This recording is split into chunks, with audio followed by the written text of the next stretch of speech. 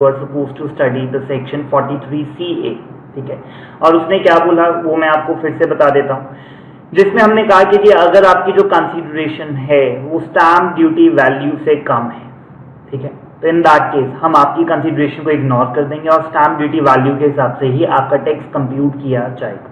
Repeat कर रहा हूँ, लेट से मैंने कोई इमूवेबल प्रॉपर्टी बेची और मैंने कहा कि सर मैंने ये प्रॉपर्टी बेची है 50 लाख रुपए की, लेकिन उस एरिया की, उस जगह की स्टैम्प ड्यूटी वैल्यू जो है वो 80 लाख है, ठीक है। तो गवर्नमेंट कहती है कि जी हम कैपिटल गेन इनकम टैक्स वाले जब कंप्यूट करेंगे तो आपकी फुल वैल्यू ऑफ कंसीडरेशन को स्टैम्प ड्यूटी वैल्यू लेंगे, एक्चुअल वैल्यू ऑफ कंसीडरेशन नहीं लेंगे, ठीक है। इसमें क्या लिया जाता है मैं आपको बता देता हूं, एक्चुअल और stamp duty value whichever is higher, ठीक है। अगर आप बोलते कि सर नहीं 50 नहीं, मैंने तो 95 लाख बोला था, 95 लाख बोला था, अब 95 लाख या 80 lakh whichever is higher, तो आपको जो इनकम टैक्स देना है, कैपिटल गेन्स देना है वो 95 लाख के हिसाब से देना है, ठीक है। बट अगर आप बोलेंगे 50 लाख है और स्टैम्प ड्यूटी वैल्यू जो है वो 80 लाख रुपए है, इन दैट के स्टैम्प ड्यूटी वैल्यू के हिसाब से आपका टैक्स निकाला जाएगा। हमने कहा सर स्टैम्प ड्यूटी वैल्यू कौन से दिन की देखेंगे, क्योंकि स्टैम्प ड्यूटी वैल्यू तो चेंज हो जाती है। आज किसी प्रॉपर्टी की स्टैम्प ड्यूटी वैल्यू 50 लाख है, 2 साल के बाद 60 लाख हो जाती है, तो कौन से दिन की देखनी है, तो इसमें आया जी हमेशा the date of transfer, one exception. हमने कहा सर डेट ऑफ एग्रीमेंट की भी ले सकते हैं, क्योंकि प्रॉपर्टी में जनरली ऐसा होता है कि पहले बयाना होता है, पहले एग्रीमेंट होता है और उसके बाद ट्रांसफर की जाती है, जिस दिन रजिस्ट्री होती है, जिस दिन आपकी जो डीड है उसे रजिस्टर कर लिया जाता है in the records of revenue. So वो कहते हैं कि सर मैंने आपको क्या कहा कि हमेशा कौन से दिन की स्टैम्प ड्यूटी वैल्यू देखनी है, जिस दिन रजिस्ट्री हुई है, जिस दिन आपने डीड साइन की है, जिस दिन आपको ऑनरशिप मिली है। लेकिन वन एक्सेप्शन, अगर आप चाहते हैं कि हम कौन से दिन की देखें, डेट ऑफ एग्रीमेंट की, तो डेट ऑफ एग्रीमेंट के ऊपर कुछ ना कुछ ऑनलाइन ट्रांसफर हुआ होना चाहिए from the account of purchaser to the account of seller, ठीक है। एक और चीज हमने कहा कि सर कुछ थोड़ी सी तो कंसेशन या गुंजाइश दो, तो उन्होंने कहा कि जी 10%, ठीक है। अगर स्टैम्प ड्यूटी वैल्यू आपकी एक्चुअल कंसीडरेशन के 110% की रेंज में आ जाती है, इन दैट केस आप ही का प्राइस लिया जाएगा, स्टैम्प ड्यूटी वैल्यू आपके ऊपर नहीं लगाई जाएगी। लेकिन अगर stamp duty value actual consideration के 110% के अंदर नहीं आती, उसके बियॉन्ड चली जाती है, इन that case stamp duty value के हिसाब से ही आपका टैक्स कंप्यूट किया जाएगा। अभी तक मैंने जितना भी बोला ये सारा का सारा 43CA ही बोला है जी, रिकॉल करवाया आपको पीजीबीपी। आप कहेंगे सर सेम प्रोविजन पीजीबीपी में भी और सेम प्रोविजन कैपिटल गेन्स में भी, ये डबल रोल क्यों है, ठीक है। आपको देखना पड़ेगा कि आप जो इमूवेबल प्रॉपर्टी बेच रहे हैं वो आपके लिए क्या है। अगर वो आपके लिए स्टॉक इन ट्रेड है तो 43CA लगेगा और ये पीजीबीपी के अंदर आएगा। लेटेस्ट से मैं कहता हूं कि सर मैं क्लोनाइजर, ठीक है, मैं जनपद हूं, एरियो हूं, ओमेक्स हूं, डीएलएफ हूं, ठीक है, और मैं mall, residential properties, colony, plots, घर ये सब बनाकर बेचता हूं, ठीक है। इन दैट केस मैंने जो घर बेचा है वो मेरे लिए क्या है, स्टॉक इन ट्रेड, और इससे होने वाली इनकम पीजीबीपी में। तो वहां पर भी अगर आप कहते हैं कि सर मैंने सस्ते में बेच दिया जबकि स्टैम्प ड्यूटी वैल्यू ज्यादा थी, तो 43C कहता है कि आपको जो टैक्स है वो किसके हिसाब से देना पड़ेगा, स्टैम्प ड्यूटी वैल्यू के हिसाब से, बिकॉज आपकी जो एक्चुअल कंसीडरेशन थी वो कम थी। बट अगर आप कहते हैं कि सर मैं ये कॉलोनाइजर नहीं हूं, मैं तो एक बिजनेसमैन हूं और मेरे लिए ये घर, ये बिल्डिंग, ये फैक्ट्री एक कैपिटल एसेट था, तो आपको कैपिटल गेन्स में आना पड़ेगा। And the same replica provisions are under the section 50C, ठीक है। इसमें थोड़ा सा प्ले और भी है, नीचे वाले जो 3 पॉइंट्स हैं 4, 5, 6 ये नहीं है, ठीक है, एक्सटेंडेड है प्रोविजन। जब मैं 43CA करवा भी रहा था तो मैंने आपको बोला भी था कि 50C ज्यादा कॉम्प्रिहेंसिव है, जिसका एक पार्ट 43CA है, ठीक है। सो जल्दी से रीड करते हैं जी। सेक्शन आपको हाथ से लिखना पड़ेगा जी, 50C, very very very important section and should be on your tips, ठीक है। आपको ये सेक्शन जबानी याद होना चाहिए कि सेक्शन 50C किस चीज का है। पॉइंट नंबर 1 हेडिंग बहुत अच्छी है जी, जिसमें क्रक्स है, कहते हैं स्टैम्प ड्यूटी वैल्यू को ही वैल्यू ऑफ कंसीडरेशन माना जाएगा अगर ये एक्चुअल कंसीडरेशन से ज्यादा है तो। मैंने भी तो यही कहा, वेयर द कंसीडरेशन रिसीव, जो मेरे को कंसीडरेशन रिसीव हुई, जो मैं डिपार्टमेंट को बता रहा हूं वो कितनी है, 50 लाख। वो कहते हैं कि जी वो 50 लाख है और कैपिटल एसेट क्या है, being immovable property that is land, building और बोथ। क्लियर है, इसके अलावा तो कुछ और नहीं आएगा। इज लेस देन, आपने जो बोली अमाउंट कितनी बताई, 50 lakh, is less than the stamp duty value, let us से स्टैम्प ड्यूटी वैल्यू कितनी थी 80 लाख, तो इन दैट केस हमने कहा सर आपको जो टैक्स है कैपिटल गेन है वो 80 लाख के ऊपर ही देना पड़ेगा। तो वो कहते हैं कि जी the value adopted by the stamp valuation authority for the payment of stamp duty, तो स्टैम्प ड्यूटी डिपार्टमेंट जो वैल्यू ले रहा है जिसको हम स्टैम्प ड्यूटी वैल्यू बोल देते हैं, जिस अमाउंट पे आपको स्टैम्प ड्यूटी वैल्यू देखनी पड़ती है, कहता है उसी को ही डीम्ड टू बी, ठीक है जी। एक्चुअल में मैं बोल रहा हूं कि सर 50 लाख पे बयाना हुआ है, 50 लाख पे डीड हुई है, 50 लाख मेरे बैंक में आए हैं, लेकिन सरकार कहती है कि नहीं हम तो 80 लाख मानेंगे और आपका टैक्स 80 लाख के हिसाब से ही कंप्यूट किया जाएगा, ठीक है। और मैं बोलता हूं हमेशा गवर्नमेंट को बहुत क्रिटिसाइज करते हैं जी जब भी वो वर्ड बोलते हैं डीम्ड टू बी, ठीक है। डीम तो आप कुछ भी कर सकते हैं, मैं बोल रहा हूं कि 50 लाख में प्रॉपर्टी बेची है, लेकिन वो कहते हैं कि नहीं हम तो मानेंगे कि ये आपने प्रॉपर्टी कितने की बेची है 80 लाख की, क्योंकि स्टैम्प ड्यूटी वैल्यू से नीचे तो आप बेच नहीं सकते, ठीक है। रियल वर्ल्ड में बेच सकते हो, ठीक है, बट वैल्यू 80 लाख के हिसाब से ही आपका टैक्स कंप्यूट किया जाएगा। पॉइंट नंबर 2 पे stamp duty value on the date of agreement to be considered. Fine, मैंने आपको बोला स्टैम्प ड्यूटी वैल्यू कौन सी देखी जाती है on the date of transfer, लेकिन आप एग्रीमेंट की भी ले सकते हैं। और मैं कौन सी लेना चाहता हूं, पहले की या आज की? पहले की लेना चाहता हूं क्योंकि उसमें स्टैम्प ड्यूटी वैल्यू कम होगी, तो मैं कम लेनी चाहता हूं, आप ले सकते हो, लेकिन उस दिन कुछ ना कुछ आपको बैंकिंग मीडियम से ट्रांसफर हुआ, ठीक है। थोड़ा फास्ट रीड कर दूं इसको, ये सेम प्रोविजन है। तो कहता है where the date of agreement and the date of registration are not the same, तो उस दिन कौन से दिन की वैल्यू देखी जाएगी? जिस दिन वो कहता है कि ये एग्रीमेंट हुआ है, लेकिन ये प्रोविजन सिर्फ तभी लगेगी अगर कोई भी पेमेंट जो है वो कैसे ट्रांसफर हुई हो, बैंकिंग मीडियम से other than cash. Banking medium क्या है वो आपको पता ही है, अकाउंट पे ही चेक, अकाउंट पे ही DD, IMPS, credit card, UPI, NEFT, भीम ऐप के द्वारा या किसी भी और इलेक्ट्रॉनिक मीडियम से। चलें आगे। फिर वो कहते हैं कि जी 10% की गुंजाइश है।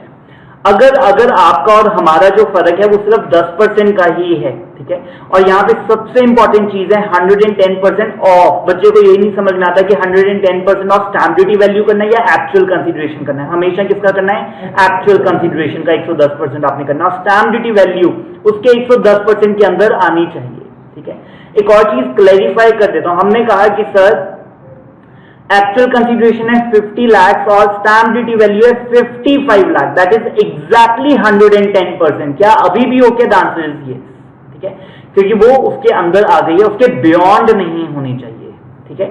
सो दैट इज वर्ड क्या लिखा है, डज नॉट एक्सीड 110%। अगर एग्जैक्टली 110% भी है तब भी हमें कोई प्रॉब्लम नहीं है, बट वो 110% के बियॉन्ड ना चली जाए, ठीक है। सो वो कहते हैं कि जी जो स्टैम्प ड्यूटी वैल्यू है अगर वो एक्चुअल कंसीडरेशन के 110% के अंदर, 110% ऑफ एक्चुअल कंसीडरेशन के 110% के अंदर ही फॉलो हो जाती है, इन दैट केस हम आपकी कंसीडरेशन को ही फुल वैल्यू ऑफ कंसीडरेशन मानेंगे और उसमें अपना दिमाग नहीं लगाएंगे, क्योंकि इतनी वेरिएशन तो चलती है, ठीक है, 5-10% की वेरिएशन चलती है। और मैंने पहले भी बोला था ये 110% is a very very very important amendment, इस बार पेपर में आएगी ही आएगी, ठीक है। और अभी तक मैंने आपको पिछला रेट नहीं बताया, just to avoid the confusion.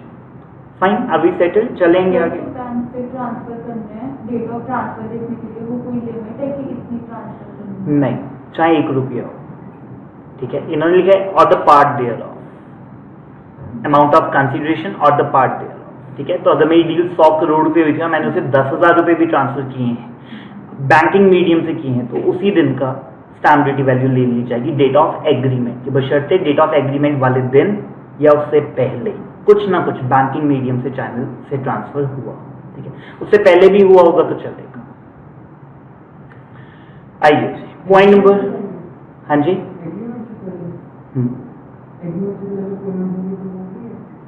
उसके बाद नहीं होनी चाहिए, उस दिन या उससे पहले। जो एग्रीमेंट से पहले की जो डेट है जब उन्होंने ट्रांसफर किया तो फिर वो तो एग्रीमेंट में वही डेट आती है जिसे नेक्स्ट ट्रांसफर किया एग्रीमेंट वाले। लेटे से एग्रीमेंट की बात संडे को चल रही है, ठीक है, और हमने कहा सर मेरे पास तो ये ऑनलाइन बैंकिंग है नहीं, मैं तो बैंक में जाके RTGS करवाऊंगा, और मैं एक दिन पहले ही जाके RTGS करवा जाता हूँ और संडे को जाकर हम एग्रीमेंट कर लेते हैं, ठीक है। तो डेट ऑफ एग्रीमेंट वाली ही स्टैम्प ड्यूटी वैल्यू देखी जाएगी संडे को, फ्राइडे की नहीं देखी जाएगी जिस दिन आपने ट्रांसफर किया, क्लियर है।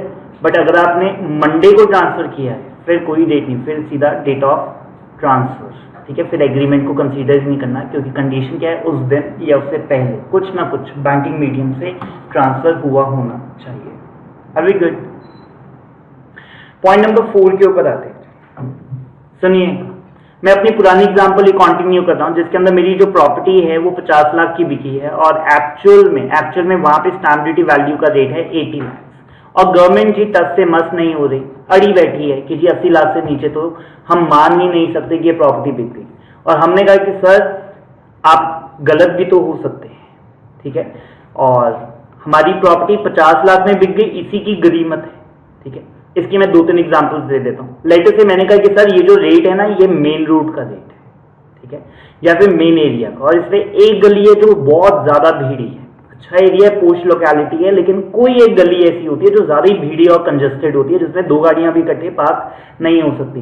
इन दैट केस हमने कहा सर वहां पे तो रेट कम ही है। अब आपके हिसाब से उस एरिया का रेट 80 लाख रुपए है, होगा, बट इस पर्टिकुलर एरिया का, ठीक है, उसी एरिया के अंदर एक पर्टिकुलर लेन है जो आगे जाके बंद हो जाती है, या किसी भी वजह से उसकी कोई भी डिसएडवांटेज हो सकती है। या फिर सेकंड एग्जांपल, हमने कहा कि सर ये वही प्रॉपर्टी, आपने तलवार मूवी देखी होगी, आरुषि डबल मर्डर केस पे, ठीक है, और यहाँ पे इसी प्रॉपर्टी में वो मर्डर हुए हैं दोनों, ठीक है, और कोई नहीं खरीदना चाहता जी इसको, और आप बोल रहे हो 80 लाख, ये बड़ी अच्छी लोकेलिटी 80 लाख की है, ये 50 लाख में बिक गई, यही गरीमत है। कोई कहना रहता उस बेचारे को पता ही नहीं कि यहाँ पे मर्डर हो गया, ठीक है। सो इन दैट केस ये बिकी नहीं रही थी, तो 50 लाख ही है और मैं टैक्स 50 लाख के हिसाब से ही दूंगा, ठीक है। दूसरा, फिर हमने कहा कि सर आपने मूवी तो देखी होगी, कोई है, ठीक है, ये हॉन्टेड है जी एरिया, ठीक है, और यहाँ पे रात को कुछ पैरानॉर्मल एक्टिविटीज होती हैं, और हम तो बस बेच के भाग लिए और जितना मिल गया बस ठीक है, और टैक्स हमने इतने पे ही देना है, ठीक है। आपके हिसाब से होगा ये एरिया बहुत अच्छा है, 80 लाख रुपए आपकी स्टैम्प ड्यूटी वैल्यू होगी, बट एक्चुअल में 50 लाख की ही है ड्यू टू एनी डिसएडवांटेज, ठीक है। इन दैट केस हमने कहा कि सर आप अपने वैल्यूएशन ऑफिसर को बुला लो, आप चेक करवा लो, you do not trust us. मैं बोल रहा हूं कि इसमें 80 लाख रुपए की वैल्यू है ही नहीं, इस पर्टिकुलर प्रॉपर्टी की वैल्यू 50 लाख है। आप अपने वैल्यूएशन ऑफिसर को, जो इनकम टैक्स डिपार्टमेंट में आए, और कहां से आए, वेल्थ टैक्स से, ठीक है जी। वेल्थ टैक्स हमारा अबॉलिश हुआ 2013 के अंदर, और वहां पे उसमें ये बहुत सारी बड़ी टीम थी जी वैल्यूएशन ऑफिसर्स की। जब वेल्थ टैक्स अबॉलिश हुआ सारे बेरोजगार हो गए, ठीक है, उनको किसने अडॉप्ट कर लिया, इनकम टैक्स वालों ने, कि आपसे कुछ काम करवाएंगे। तो वहीं से ये सेक्शन नया ऐड किया गया 2013 के अंदर कि जी वैल्यूएशन ऑफिसर को आप अपने भेजिए और उसको बोलिए कि जी वैल्यूएशन करके आइए। अब वैल्यूएशन ऑफिसर की रिपोर्ट ही सब कुछ बताएगी जी। सुन लीजिए, वैल्यूएशन ऑफिसर ने 3 वैल्यूज बताई जी, 4 कर देता हूं, 40 लाख, 60 लाख, 80 लाख, 1 CR, 100 लाख, ठीक है जी। 4 वैल्यूज वैल्यूएशन ऑफिसर ने बताई। अगर तो उसने 40 बताई तो हमने कहा ठीक है जी सर आप ही सच्चे हैं, आप 50 पे टैक्स दे दें, आप 50 के ऊपर टैक्स दे दीजिए। अगर उसने 60 बताई तो 60 के ऊपर आपको टैक्स देना पड़ेगा। अगर उसने 80 बताई तो बात खत्म हो गई। उसने कहा कि जी देख लिया, हमें भी 80 बोल रहे थे, हमारा वैल्यूएशन ऑफिसर भी 80 बोल रहा है, आपको 80 के हिसाब से टैक्स जमा करवाना पड़ेगा, क्योंकि स्टैम्प ड्यूटी वैल्यू से कम तो ये हो ही नहीं सकती है। और अगर उसने बोल दी कि जी 1 CR, ठीक है जी, इसकी वैल्यू कितनी है, 100 लाख, इन दैट केस इनकम टैक्स वालों ने कहा कि सर आप 80 पे ही दे दीजिए, ठीक है। उन्होंने यहाँ पे थोड़ी सी ह्यूमैनिटी रखी और उन्होंने कहा कि वैल्यूएशन ऑफिसर के आने से आपका नुकसान नहीं हो सकता।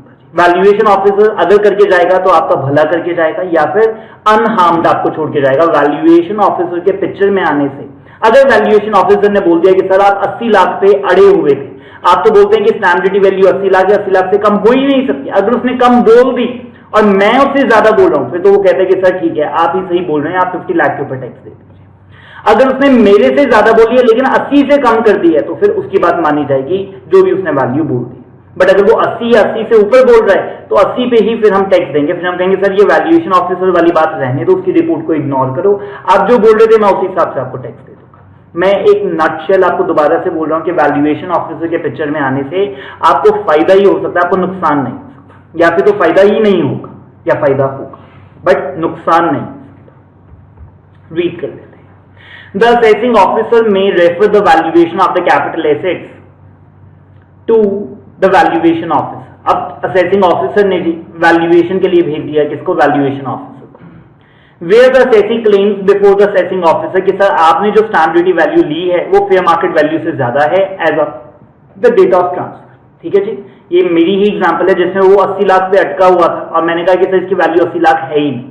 ठीक है, उस दिन जिस दिन मैंने ये प्रॉपर्टी बेची है आप गलत प्राइस बोल रहे हो जी 80 लाख, ये प्रॉपर्टी 50 में बड़ी मुश्किल बिकी है। एंड द वैल्यू अडॉप्टेड और assessable for the stamp duty value has not been disputed in the appeal. लेकिन वो कहते हैं कि जी वो किसी भी कोर्ट अथॉरिटी या हाई कोर्ट वगैरह के अंदर पेंडिंग मामला नहीं होना चाहिए, पेंडिंग मैटर नहीं होना चाहिए। ठीक है, मैंने ये बात ना आपको पहले भी बोली थी, आगे जब अपील्स वाला केस आएगा तब भी चैप्टर आएगा उसमें भी ये बात आपको बताऊंगा। देखिए एक मैटर जो ऑलरेडी डिस्प्यूटेड है, जिसके ऊपर कोर्ट पहले कोई जजमेंट दे रही है, उसको हम टच नहीं करना चाहते। क्यों? मेरे वैल्यूएशन ऑफिसर ने बोला कि सर इसकी वैल्यू 70 लाख है, कल उस कोर्ट ने बोल दिया 90 लाख है, तो डिस्प्यूट हो जाएगा। हम कहेंगे डिपार्टमेंट की डिपार्टमेंट से ही नहीं बन रही। ठीक है, ये आपस में लड़े जा रहे हैं, एक ही डिपार्टमेंट के दो लोग दो बातें बोलते हैं। ठीक है, तो उसमें इनकम टैक्स डिपार्टमेंट की बदनामी होती है। तो हमने कहा कि सर ये मैटर कहीं पे पेंडिंग नहीं होना चाहिए, only then we will refer it to the valuation officer. ठीक है, अभी गुड सो फार। ये पॉइंट नंबर 2 इतना कुछ खास इंपॉर्टेंट नहीं था, बस उसके अगेंस्ट कोई भी अपील या वो मैटर किसी भी हाई कोर्ट अथॉरिटी या किसी भी कोर्ट के अंदर पेंडिंग नहीं होना चाहिए। आइए जी अब पॉइंट नंबर 5 में आते हैं, जिसके अंदर रिपोर्ट आ गई थी। वैल्यूएशन ऑफिसर ने वैल्यू सर्टेन कर ली, where the value certain by the valuation officer exceeds. ठीक है जी, वो 80 लाख से ज्यादा वैल्यू बोल गया। वो क्या कहता है कि सर इसकी वैल्यू कितनी है, 100 लाख है, exceeds the stamp duty value. In that case हम स्टैम्प ड्यूटी वैल्यू को ही फुल वैल्यू ऑफ कंसीडरेशन लेंगे। ठीक है जी, the value adopted by such authority. Such authority कौन सी? स्टैम्प ड्यूटी वैल्यू की जौन सी अथॉरिटी है, valuation authority, stamp duty value ही इसके अंदर ली जाएगी। Thus, in other words, इसी पैराग्राफ को वो कहते हैं कि थोड़े सिंप्लीफाइड वर्ड्स में लिख देता हूं। कहते हैं कि जी अगर आपका केस वैल्यूएशन ऑफिसर के पास चला गया तो फुल वैल्यू ऑफ कंसीडरेशन क्या मानी जाएगी? Lower of the following. Number 1, जो वैल्यू वैल्यूएशन ऑफिसर ने बताई है या फिर stamp duty value whichever is less. तो अगर वैल्यूएशन ऑफिसर ने वैल्यू बताई थी 60 और स्टैम्प ड्यूटी वैल्यू वालों ने बताई थी 80, तो फिर 60 के हिसाब से आपको टैक्स देना पड़ेगा। लेकिन अगर उन्होंने इसने वैल्यूएशन ऑफिसर ने वैल्यू बताई 100 और स्टैम्प ड्यूटी वैल्यू वाले बोल रहे हैं 80, तो फिर 80 के हिसाब से आपको टैक्स देना पड़ेगा। ठीक है, स्टैम्प ड्यूटी मतलब मैं फिर से बोल रहा हूं जी, वैल्यूएशन ऑफिसर आपकी वैल्यूएशन को कम तो करवा सकता है, एनहांस नहीं करवा पाएगा। असेसिबल का क्या मतलब है जी? क्रॉस कर रहे हैं जी। Point number 6 not to be done. Point number 7 आप ऑलरेडी पढ़ चुके हैं। 1/4 2001 को कॉस्ट ऑफ एक्विजिशन में ये पॉइंट आया था। कॉस्ट ऑफ एक्विजिशन में हमने क्या बोला था कि ये आपकी जो एक्चुअल कॉस्ट है या फिर उसकी जो फेयर मार्केट वैल्यू है, कब? 1/4 2001 को, whichever is higher. However fair market value stamp duty value से कम नहीं हो सकती। ठीक है, तो मैंने आपको बताया था फेयर मार्केट वैल्यू बड़े लोग प्ले कर जाते थे कि जी 2-4 वैल्यूअर से रिपोर्ट करवा ली और बोला कि 1/4 2001 को इसकी वैल्यू इतनी थी। ठीक है, मैंने उल्टा बोल दिया है ना, स्टैम्प ड्यूटी वैल्यू से ज्यादा नहीं हो सकती। ठीक है, आप यहां पर अपनी फेयर मार्केट वैल्यू ज्यादा बताना चाहते थे लेकिन हम उसे कम बोलेंगे। तो वो कहते हैं फेयर मार्केट वैल्यू एक्सीड नहीं कर सकती जी स्टैम्प ड्यूटी वैल्यू। मैंने उल्टा बोल दिया था।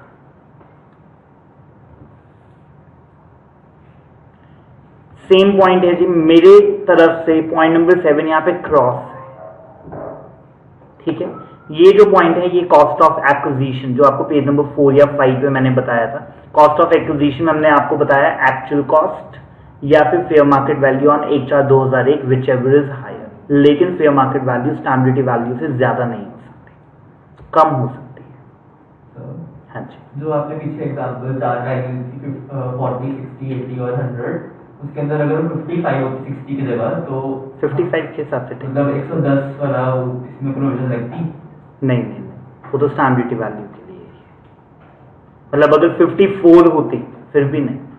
ठीक है, ये स्टैम्प ड्यूटी वैल्यू नहीं है, ये तो वैल्यूएशन ऑफिसर की वैल्यू है। और ये वैल्यूएशन ऑफिसर हमारा है, स्टैम्प ड्यूटी डिपार्टमेंट का नहीं है। ठीक है, तो ये जो बोल रहा है ये इनकम टैक्स की वैल्यू है जो हमारे वैल्यूएशन ऑफिसर ने बताई। इस पे 110% वाला कॉन्सेप्ट बिल्कुल नहीं लगेगा। ऑफिसर ने वैल्यू जो डिटरमाइन की वो 110% के बीच में आ रही है। हाँ, वही रोहन का क्वेश्चन था। ठीक है, यहाँ पे 110% वाला कॉन्सेप्ट नहीं लगेगा। अगर वो 105% भी है तब भी उसी के हिसाब से टैक्स निकाला जाएगा। आप उसे इग्नोर नहीं कर देंगे कि ये तो रेंज के अंदर आ गई, क्योंकि that concept is only for the stamp duty value. Illustration 27 करते हैं जी, सेक्शन 50C के ऊपर ही बेस्ड है। From the following information compute the taxable capital gains in the hands of mister x. X ने एक प्लॉट खरीदा जी, कब? 10 अगस्त 2008 को। मैं 8-9 लिख सकता हूँ इसके आगे। कितने का? 4,11,000 रुपए का। फिर वो कहता है इसने एक एग्रीमेंट कर लिया मिस्टर बी के साथ कि अपना प्लॉट बेचेंगे, कब? 1 मई 2020 को। एग्रीमेंट कब हुआ? मई 2020 को। और उस दिन स्टैम्प ड्यूटी वैल्यू जो थी 86 लाख थी, लेकिन इसने जो कॉन्ट्रैक्ट किया वो कितने का किया? 80 लाख रुपए का। 10% की रेंज के अंदर ही दिख रहा है जी। अगर मैं 80 लाख का 10% करूंगा तो 88 लाख होता है। स्टैम्प ड्यूटी वैल्यू उसके अंदर ही है और इतनी गुंजाइश, इतना मार्जिन ऑफ एरर अलाउड है। फिर वो कहता है 1 मई 2020 को उसको एडवांस भी मिल गया 1 लाख रुपए का अकाउंट पे ही चेक से। तो हमने कहा सर ठीक है, अब डेट ऑफ एग्रीमेंट वाली ही स्टैम्प ड्यूटी वैल्यू देखी जाएगी। एक्चुअल में जिस दिन ट्रांसफर होगा उस दिन की स्टैम्प ड्यूटी वैल्यू हमने नहीं देखी। और वो कहता है डीड साइन कब हुई? 5 जून को, और उस दिन वैल्यू हो गई 89 लाख। 89 लाख नहीं अब देखनी, जबकि ये 110% की रेंज से बियॉन्ड चला गया। बट मुझे नहीं देखना 89 लाख को, क्योंकि मैं तो अब 86 को ही पकड़ के बैठूंगा, क्योंकि हमारी कंडीशन पूरी हो गई। उस दिन कुछ ना कुछ अकाउंट पे चेक या डिमांड ड्राफ्ट या नेट बैंकिंग से ट्रांसफर हो जाना चाहिए था। Are we good?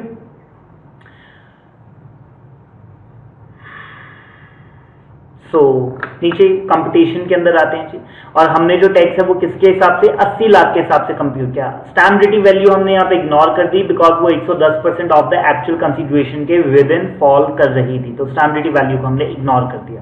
आपको इंडेक्सेशन का बेनिफिट जरूर मिल जाएगा जी। सो 4,11,000 इंटू 301 डिवाइडेड बाई 137, जो कि फाइनेंशियल ईयर 8-9 का इंडेक्सेशन का रेट है। चले आगे। ऊपर उसने एक क्वेश्चन और पूछा है जी, वो कहते हैं कि जी अगर ये जो 1 लाख रुपए ट्रांसफर कर रहे थे, देखिए एग्रीमेंट कब हुआ? 1 मई को, तो ये 1 लाख रुपया भी 1 मई को या उससे पहले ट्रांसफर होना चाहिए था। वो कहता है ये 1 मई की जगह 2 मई को ट्रांसफर हुआ था, फिर ये स्टैम्प ड्यूटी वैल्यू की डेट ना देखी जाती, फिर 89 लाख को कंपेयर किया जाता। और 89 लाख क्योंकि 110% के बियॉन्ड है, तो 89 लाख के हिसाब से ही आपका टैक्स कंप्यूट किया जाएगा। तो यहाँ पे देखिए जी 89 लाख, ये तो बिल्कुल सेम ही है, 9 लाख 3 और 9 लाख 3, वो तो दोनों में ही सेम रहेगा। But full value of consideration change हो गई by the virtue of section 50C। 50C की वजह से यहाँ पे 89 shall be deemed to be the full value of consideration. और आपका टैक्स देखिए जी, जो पहले 70,97,000 था वो अब 79,97,000 हो गया, 9 लाख से वैल्यू बढ़ गई। Are we settle? हाँ, क्योंकि उसने लास्ट में एक और पार्ट आपसे पूछा है जी कि आपका क्या आंसर डिफरेंट होता अगर 1 लाख रुपए 1 मई की जगह 2 मई को आए होते तो। ठीक है, तो इस क्वेश्चन के 2 पार्ट्स हैं, पार्ट ए पार्ट बी। चलें, illustration 28। Mister Ramesh purchase the building on 10/4/2001 for a sum of 35 lakh rupees. ठीक है जी, कब इन्होंने खरीदा? 10/4। फेयर मार्केट वैल्यू लगाएंगे कि नहीं लगाएंगे? 1/4/2001 से पहले नहीं है, 1/4/2001 के बाद की है, इसमें फेयर मार्केट वैल्यू नहीं लगेगी। जो एक्चुअल कॉस्ट है वही कॉस्ट देखी जाएगी, that is 35 lakh. The said building was sold by him to the Mahesh for 90 lakh on 2021 के अंदर, 2021 के अंदर, 1/1/21, तो ये 2021 में आ गया। लेकिन उस दिन इसकी स्टैम्प ड्यूटी वैल्यू थी 1,85,85 लाख। ठीक है, बहुत ज्यादा थी, तो डबल से भी ज्यादा है। ठीक है, द एग्रीमेंट उसी दिन हुआ था और प्रॉपर्टी भी उसी दिन रजिस्टर हो गई, बात ही खत्म हो गई जी। फिर अब कुछ झंझट है ही नहीं, 185 के हिसाब से आपका टैक्स कंप्यूट किया जाएगा। नीचे सॉल्यूशन के अंदर आ रहे हैं 185 लाख और 35 लाख का आपने खरीदा था, उसके ऊपर इंडेक्सेशन आपको मिल गई है, क्योंकि ये पहले साल की ही थी 1-2 की, तो फिर लॉन्ग टर्म कैपिटल गेन पे पहुंच गए सभी। आइए जी, अब सेकंड पैराग्राफ भी पढ़ लेते हैं। कहते हैं कि जी आपका आंसर क्या डिफरेंट होता अगर मैं ये बात बोलूं कि हमारा एग्रीमेंट 1 को नहीं 1/7/20 को हुआ था, हुआ ये भी 2021 के अंदर, और उस दिन वैल्यू थी 120 और डाउन पेमेंट 15 लाख की चेक के द्वारा गई है। मैं ज्यूम कर रहा हूं कि अकाउंट पे ही चेक है।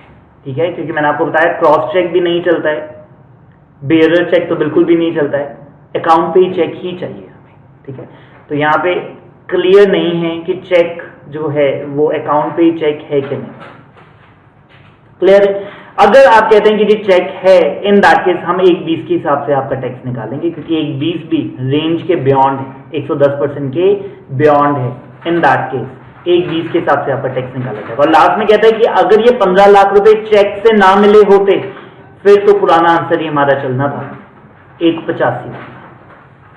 फिर डेट ऑफ एग्रीमेंट वाली स्टैम्प ड्यूटी वैल्यू ना देखी जाए।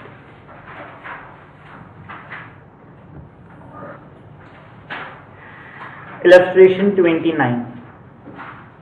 Bala sold his vacant site, ठीक है, लैंड है जी इनके पास खाली, और कब बेची इन्होंने 30/9/20 को, 2021 के अंदर। कितने की? 12 लाख रुपए की। कब खरीदी थी? कहता है 1/10/98 में खरीदी थी, 1.5 लाख की। तो हमने कहा सर फेयर मार्केट वैल्यू बताओ इसकी, और वो थी 2 लाख। फिर 2 लाख को लेंगे जी हम, अपनी कॉस्ट को कितनी मान लेंगे?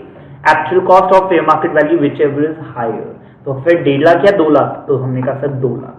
स्टैम्प ड्यूटी वैल्यू 1/4/2001 को 180 थी, तो 180 मानी जाएगी, ठीक है जी, क्योंकि fair market value stamp duty value को एक्सीड नहीं कर सकती है, रिस्ट्रिक्टेड टू।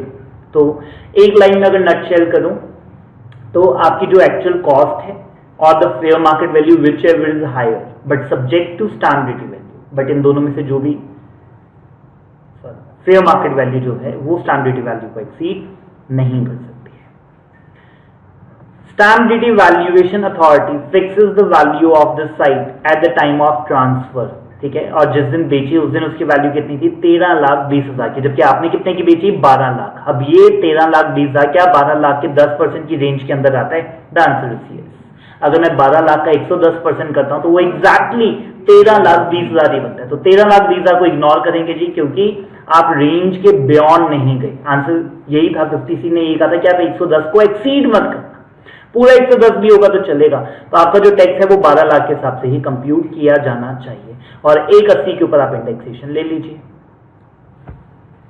फाइन, इसमें दोनों पॉइंट्स हमारे कवर अप हो गए हैं।